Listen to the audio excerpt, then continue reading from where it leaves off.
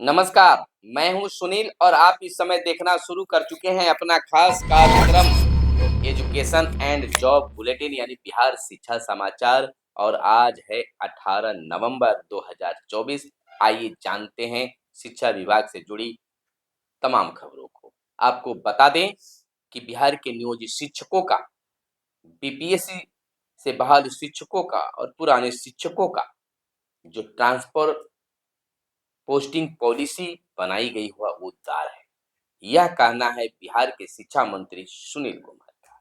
लगे हाथ शिक्षा के शिक्षा विभाग के अपर मुख्य सचिव एस सिद्धार्थ साहब का कहना है कि शिक्षकों के हित में यह पॉलिसी बनाई गई है। किसी प्रकार से शिक्षकों में कोई विरोध नहीं है, लेकिन शिक्षक संगठन का कहना है कि यह पॉलिसी स्थानांतरण नीति जो है सजा के समान है और कुछ भी नहीं। शिक्षकों को एक अपने घर से दूर जाने की सजा दी जा रही है। लेकिन शिक्षा मंत्री बार बार कह रहे हैं कि शिक्षकों को कोई परेशानी नहीं होगी, अपने ही जिले में शिक्षकों को पोस्टिंग किया जाएगा। मांग किया जा रहा है कि शिक्षकों को जिला में नहीं बल्कि अपने गृह प्रखंड छोड़कर उन्हें ऑप्शन दिया जाए। अपना मन से वह ऑप्शन दें, अपने प्रखंड का, अपने स्कूल का वो चयन करें। अब इस पर यह जरूर अब निकल कर सामने आ रही है कि बिहार के मुख्यमंत्री तक एक बातें पहुंच गई है और शिक्षकों को जल्द ऑप्शन मिलेगा प्रखंड का। यह सूत्रों के हवाले से यह निकल कर खबर आ रही है, लेकिन अब यह कहिएगा कि ऑनलाइन प्रक्रिया शुरू है और अंतिम चरण में पहुंचते जा रही है। काफी संख्या में शिक्षक एप्लीकेशन दे रहे हैं, यानी कि उसको फिलअप कर रहे हैं। इसके आधार पर लोगों का यह भी कहना है कि अगर शिक्षकों में अगर कोई विरोध होता तो वह ऑनलाइन आवेदन नहीं करते। खैर, शिक्षक खुद अपने आप एक हास्यास्पद स्थिति में बनते जा रहे हैं, लेकिन यह जरूर है कि आने वाले समय में, क्योंकि आप जान रहे हैं कि जो ई शिक्षा कोष के माध्यम से आप अप्लाई कर रहे हैं उसमें एडिट करने का भी ऑप्शन दिया गया है। तो यह भी माना जा रहा है कि बहुत जल्द, कम समय है, आप शिक्षकों को प्रखंड चयन और स्कूल चयन करने की भी ऑप्शन मिलेगा। और यह बात सामने इस रूप में आ रही है कि जैसे ही आपको सत्र शुरू होगी तो सरकार पर दबाव बनेगी और सरकार तक बातें खुलकर सामने आएगी और उस समय ही यह बड़ा ऐलान हो सकता है। यानी कि और उस समय शिक्षक संगठनों के द्वारा बड़े आंदोलन करने का ऐलान भी किया गया है। तो बस कुछ समय के बाद ही शिक्षकों को प्रखंड और स्कूल का ऑप्शन दिया जा सकता है। यह कोई विभागीय पत्र या कोई आदेश नहीं अब तक निकला है, लेकिन अनुमान के आधार पर लोगों का, विशेषज्ञों का यह कहना है। और नहीं, अगर ऐसा होता है तो शिक्षकों को सचमुच में परेशानी बढ़ेगी। इधर संघ ने कहा है कि नई स्थानांतरण नीति सजा के समान, केवल बाहरी राज्य के शिक्षकों को ही होगा इससे फायदा। 3 विकल्प वाली जगहों पर रिक्ति नहीं मिलती है तो सॉफ्टवेयर से फैसला। आपको बताते चले कि सरकारी विद्यालयों में कार्यरत नियमित बीपीएससी टीआरई 1 टीआरई 2 के अध्यापक एवं सक्षमता परीक्षा उत्तीर्ण स्थानीय निकाय के सभी शिक्षकों को स्थानांतरण एवं पदस्थापन की प्रक्रिया शुरू कर दी गई है। इसके लिए शिक्षक शिक्षिका अपने आईडी से इस शिक्षा कोष पोर्टल पर आवेदन कर रहे हैं। 7 नवंबर से 22 नवंबर तक ऑनलाइन आवेदन करने की तिथि निर्धारित है। शिक्षकों को कम से कम 3 विकल्प देना अनिवार्य है, अधिकतम 10 विकल्प भर सकते हैं। यदि केवल 3 विकल्प भरा जाता है और वहां रिक्ति नहीं है तो सॉफ्टवेयर द्वारा उन्हें उस जिला के निकटतम जिला में पदस्थापित किया जाएगा।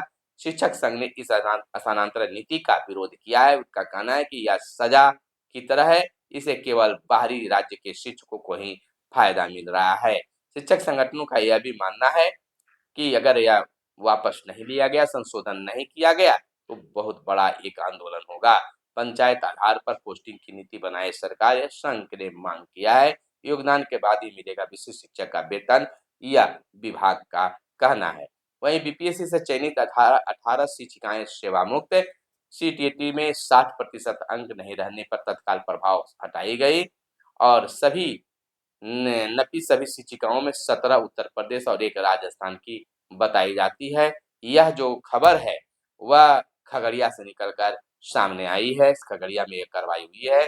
वहीं 5 लाख अभ्यर्थियों का इंतजार खत्म, एसटीईटी प्रथम का रिजल्ट अगले हफ्ते।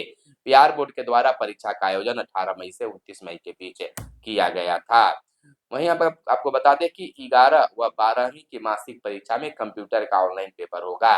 बिहार के सरकारी स्कूलों में 11 और 12वीं कक्षा के मासिक परीक्षा में कंप्यूटर साइंस का पेपर होगा। छात्र ऑनलाइन परीक्षा देंगे। यह जानकारी शिक्षा विभाग के अपर मुख्य सचिव डॉक्टर एस सिद्धार्थ ने दी है।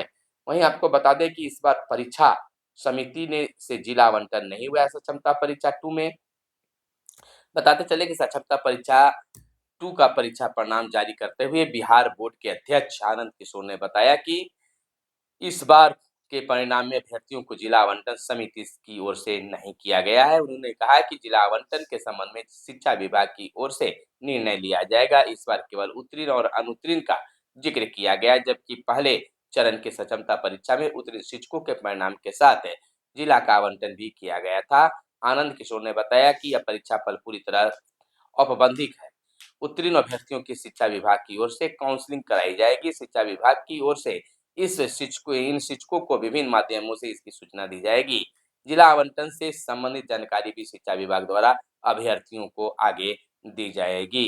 वहीं अपार अपार आईडी बनाने के लिए 21 से 25 तक विशेष अभियान चलेगा। शिक्षा मंत्रालय भारत सरकार ने सभी विद्यार्थियों के लिए 12 अंक का अपार आईडी अनिवार्य कर दिया है। शिक्षा विभाग बिहार सरकार के आदेश के बाद भी बिहार के स्कूलों में अपार आईडी बनाने में सुस्ती दिखाई पड़ रही है, जिसे लेकर बिहार शिक्षा परियोजना परिषद ने 21 से 25 नवंबर तक अपार आईडी बनाने के लिए विशेष अभियान चलाने का निर्देश दिया है। इस संबंध में परिषद ने सभी जिला शिक्षा पदाधिकारियों को पत्र भी लिखा है।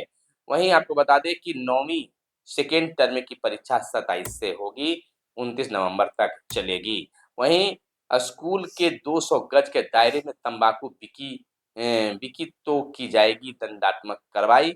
आपको बता दें कि बिहार शिक्षा परियोजना परिषद द्वारा स्कूली बच्चों को नशे से दूर रखने और स्कूल परिषद को तंबाकू मुक्त बनाने के लिए तंबाकू मुक्त युवा अभियान 2.0 की शुरुआत की है। इसी अभियान के प्रथम चरण में पटना जिले के 160 स्कूलों का चयन किया गया था।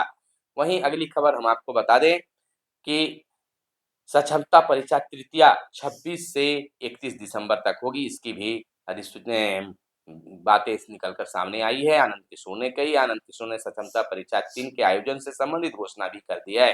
सक्षमता परीक्षा 3 का आयोजन 26 दिसंबर से 31 दिसंबर तक होगा। सीबीटी के माध्यम से होगा। 26 नवंबर से ऑनलाइन फॉर्म भरने की प्रक्रिया शुरू होगी। यह प्रक्रिया 8 दिसंबर तक चलेगी। जिला कार्यक्रम पदाधिकारी स्थापना की ओर से जिले के शिक्षक अभ्यर्थियों की परीक्षा आवेदन 10 दिसंबर तक अग्रसारित किया जाएगा। वहीं सक्षमता परीक्षा द्वितीय का परिणाम जारी कर दिया गया है, जिसमें 81% से ज्यादा शिक्षकों ने पास किया है और जो फेल किए हैं उनको आगे मौका तृतीय में बैठने के लिए मिलेगा। आपको बता दें सरकारी शिक्षक कोचिंग में नहीं पढ़ा सकते हैं, ये सिद्धार्थ का यह बयान आया है। आपको बता दें कि सरकारी विद्यालयों में शिक्षक किसी कोचिंग संस्थान में पढ़ा नहीं सकते हैं, न ही कोचिंग संस्थान का संचालन कर सकते हैं। स्कूल अवधि में ही नहीं, इसके पहले और बाद के समय के लिए भी यह लागू है। वे किसी स्तर पर कोचिंग संस्थान का हिस्सा नहीं हो सकते हैं। शिक्षा विभाग के अपर मुख्य सचिव डॉक्टर एस सिद्धार्थ ने बीते दिन शिक्षा विभाग के कार्यक्रम शिक्षा की बात कार्यक्रम में तीसरे एपिसोड में यह बातें कह रहे थे। उन्होंने रील्स पर भी बातें कही है कि रील्स आप शिक्षक नहीं बना सकते हैं। शैक्षणिक के रूप में बच्चों को जो उससे फायदा हो उस तरह का वीडियो किसी भी प्लेटफॉर्म पर अपलोड कर सकते हैं। इधर सक्षमता परीक्षा तृतीया में शामिल हो सकते हैं असफल अभ्यर्थी। परीक्षा 26 से 31 दिसंबर तक ऑनलाइन मोड में किया जाएगा।